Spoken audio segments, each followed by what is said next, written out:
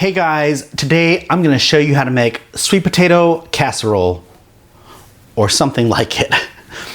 I love candied yams.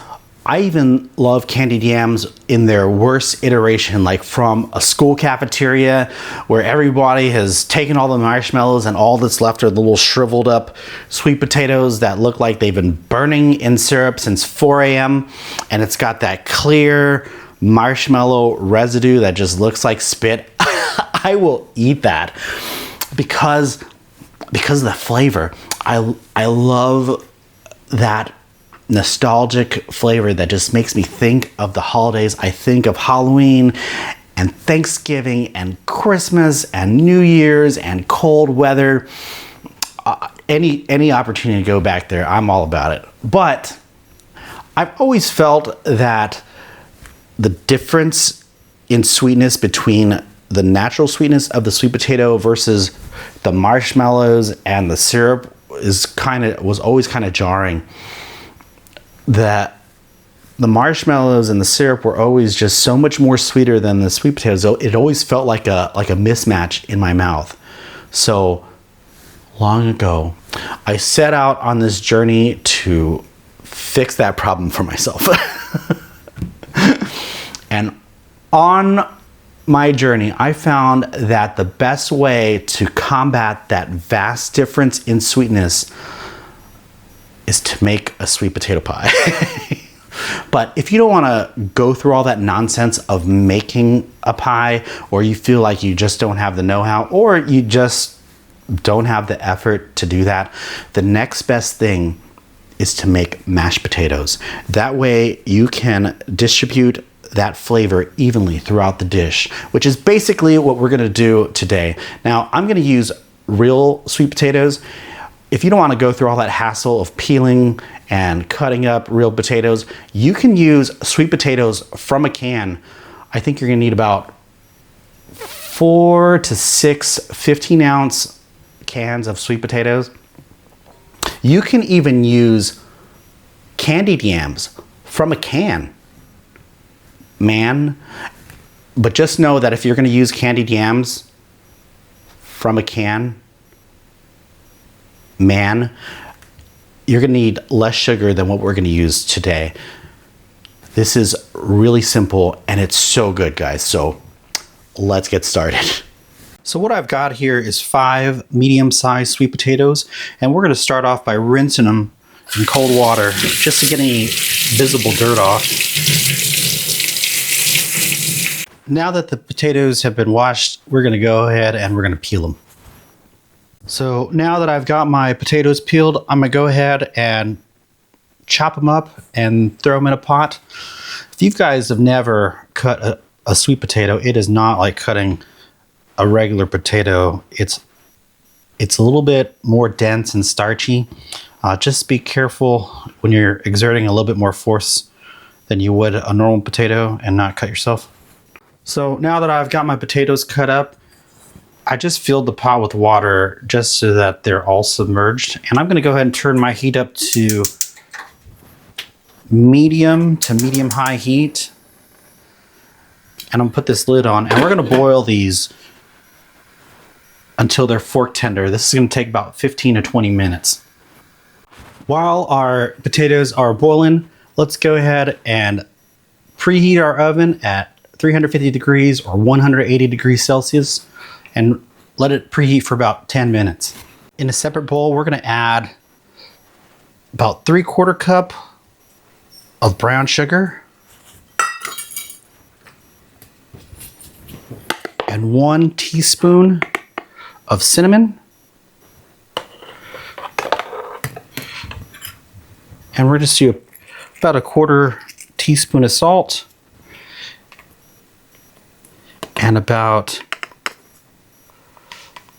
a 1/2 teaspoon of nutmeg.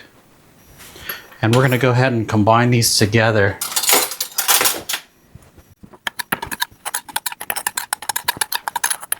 So it's been about 20 minutes now, guys, and these potatoes are ready. They are fork tender. They should have very little resistance when you stab them. let's go ahead and shut our heat off. We're gonna drain this water out and we're gonna go ahead and mash them up. So I strained out the water from these potatoes and I just put them in a bowl, and we are just going to town on this thing. And you can make it as smooth or as lumpy as you want.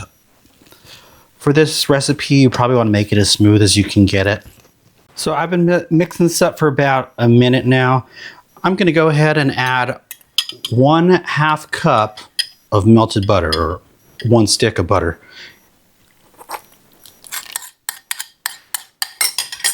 Then we're going to add 1/2 cup of milk.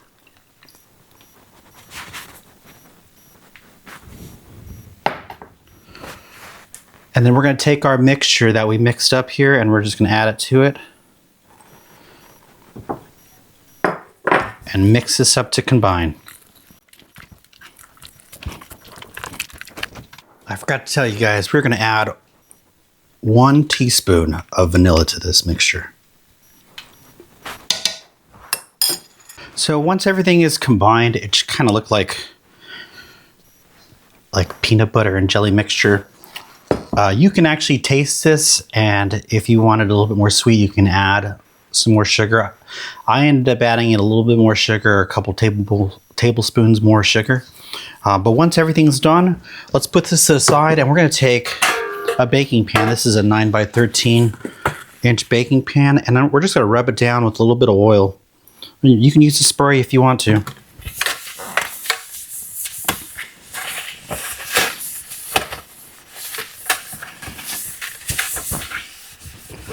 And then we are going to put this mixture right in here.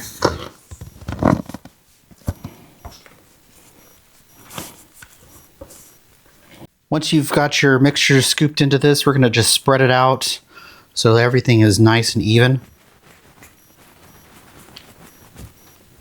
So if you guys have trouble, or you find it troublesome getting this all spread out, you can kind of give it a little shake or a little tap, and everything should come out pretty even. So now this thing is ready to go in the oven.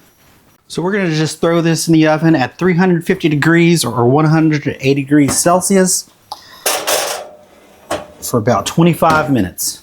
So set a timer, 25 minutes, and we'll pull this bad boy out. So it's been 25 minutes, guys. We're going to go ahead and pull this out. Oh, it looks good. My house smells like Thanksgiving morning, man. And what we're going to do now is that we are going to dump a bunch of marshmallows on here. Now you can use mini marshmallows. Mini marshmallows is kind of hard to find in Korea, so I just grabbed what I could. There are marshmallows here, and they normally just use them for camping. So regular marshmallows are easier to find here. So we're going to use that, but you can use whatever you want. Just cover this thing. You can actually add more. You can actually make sure you don't see any brown, but I just have 2 bags. So we're going to throw this back in the oven for another 10 to 15 minutes, or until your marshmallows are browned over. So it's been about 15 minutes, guys. This thing is done. Let's take a look.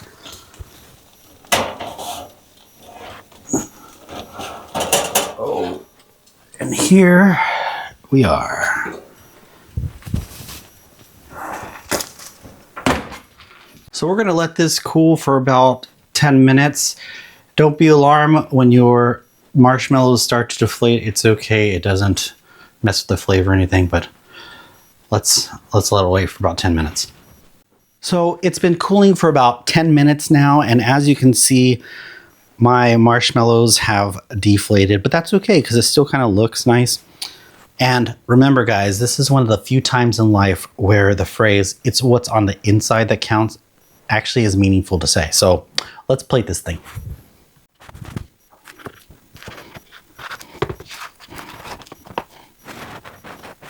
So here it is, guys. I just threw it on a plate for you to see. Now, it just kind of looks like dog vomit, but anybody who knows what this is may think, man, that looks delicious. I want some. So let's take a bite.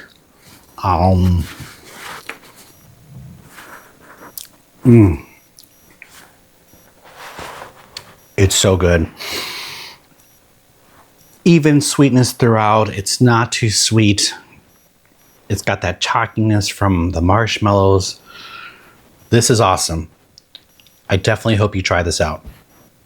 So there it is, guys. My take on sweet potato casserole. Now, I've got to be honest, up until a few years ago, I had no idea that there was actually a name for what I had been doing. It was actually one of my colleagues. She's the one who told me. She said, I just love your sweet potato casserole. And my brain was like, my what? I had no idea what she was talking about. Now, I know some of you guys out there are going to be like, that ain't sweet potato casserole. Where's your eggs? Where's your binder? And they're right. This is literally just mashed potatoes that I baked in an oven. But in my opinion, this dish is superior to traditional sweet potato casserole. And since I've been enlightened, I've actually had sweet potato casserole. And I gotta tell you guys, that mouthfeel, I don't think I could ever be a fan. To me, traditional sweet potato casserole just feels like eating chalky, gritty, wet, crumbly clay. Whereas this dish, I feel like, is the final form of a baked sweet potato from Cracker Barrel. So I definitely hope you guys like this. Please try it out. Where's your binder?